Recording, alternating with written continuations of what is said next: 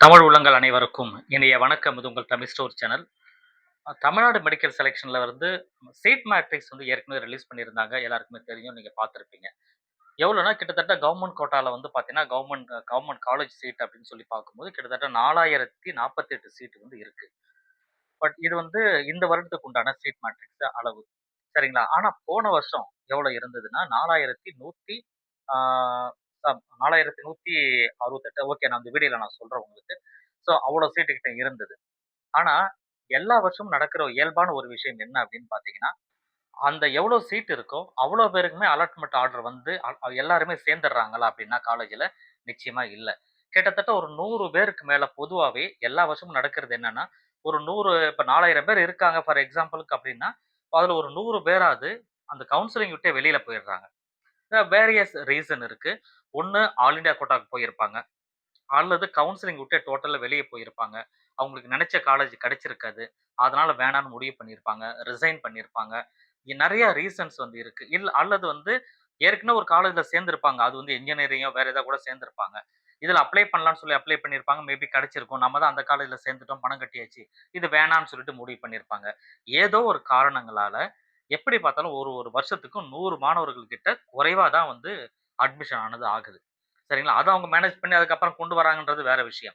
Round 1ல அப்படி நம்ம எடுத்துட்டோம்னா, ரவுண்ட் 1ல ஒரு சீட் மேட்ரிக்ஸ் ரிலீஸ் பண்றாங்க. அதே சீட் மேட்ரிக்ஸ் வந்து போன வருஷம் எவ்வளோ இருந்ததுன்னா, கிட்டத்தட்ட வந்து 4000க்கு மேல இருந்தது. இது 4048 இந்த வருஷம் இருக்கு. இப்ப என்ன நான் சொல்ல வரேன் அப்படின்னா, இந்த கட் ஆஃப் வந்து பார்த்தீங்கன்னா, போன வருஷம் பார்க்கும்போது கிட்டத்தட்ட 100 பேருக்கு மேல வந்து வெளிய போனாங்க. அது எக்ஸாக்ட் நம்பர் என்னன்றத நான் கன்டினியூவா அந்த வீடியோல நான் உங்களுக்கு சொல்றேன். 100 பேருக்கு மேல வெளிய போயிருந்தாங்க. அப்ப 100 பேருக்கு அப்ப 4000க்கு மேல இருக்கிற சீட்டு கரெக்ட்டா என்னவோ அந்த சீட் மேட்ரிக்ஸ் படி சீட்டு கிடைக்கல. எக்ஸிட் ஆயிருக்காங்க நெறைய பேருன்னு சொல்லும்போது, இந்த வருடமும் அதே சினாரியோ இருக்குமான்னா, மேபி இருக்கலாம். அப்படி இல்லாம இருந்தா கட் ஆஃப் எப்படி இருக்கும்ன்றத தான் இந்த வீடியோல நான் சொல்லப் போறது உங்களுக்கு. பட் அதையும் நம்ம பார்த்துக்கலாம். ரைட்டுங்களா? ஸோ ஏன்னா இதையே வந்து மேபி உங்களுக்கு காலேஜ் வைஸ் எவ்வளோ தேவைப்படும் அப்படின்னு சொன்னாலும் கமெண்ட்ல சொல்லுங்க. எந்த காலேஜ் வேணும்ன்றதையுமே சொன்னீங்கன்னா, அந்த காலேஜ்க்கு இந்த வருடம் வந்து இப்ப இருக்கிற சீட் மேட்ரிக்ஸ் படி எவ்வளோ கட் ஆஃப் வரும்ன்றதையுமே டீட்டெயிலா நான் எடுத்து வச்சிருக்கேன். உங்களுக்கு நான் சொல்றேன். அது எந்த காலேஜ் வேணும்ன்றத சொன்னீங்கன்னா, நெறைய பேர் அத பத்தி சொல்றீங்க. அதே காலேஜ நெறைய பேர் கேட்கறீங்க அப்படின்ற பட்சத்தில அது ஒரு வீடியோவா உங்களுக்கு நான் கன்வெர்ட் பண்ணி குடுக்குறேன். சரி.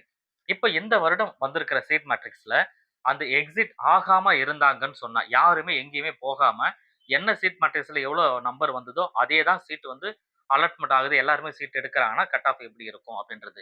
மேபி அதுலருந்து ஒரு 100 பேருக்கு மேல வெளிய போனாங்கன்னா, 1 மார்க் அளவுல குறையறதுக்கு உண்டான வாய்ப்புகளும் வரும்.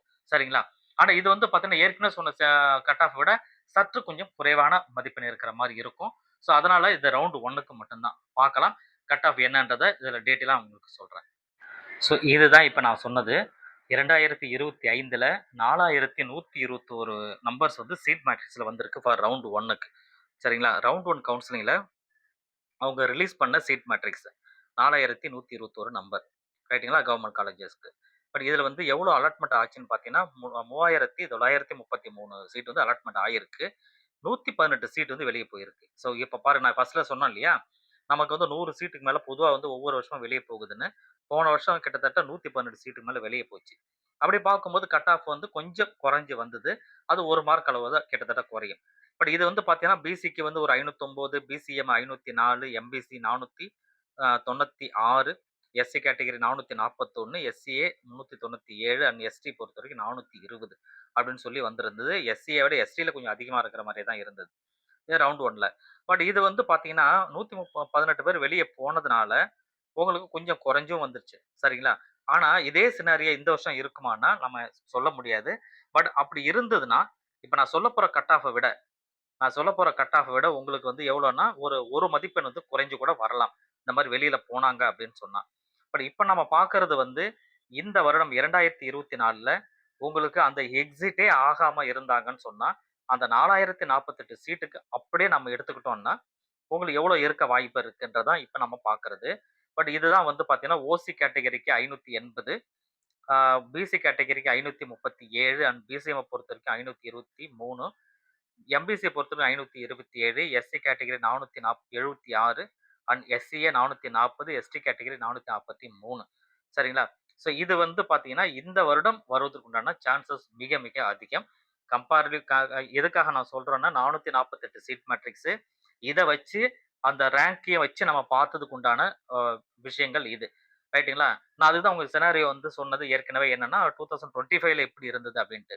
அதே சினாரியோ இந்த வருஷம் இருந்ததுன்னா, மேபி இதுலருந்து 1 மார்க் குறைஞ்சு வரலாம்.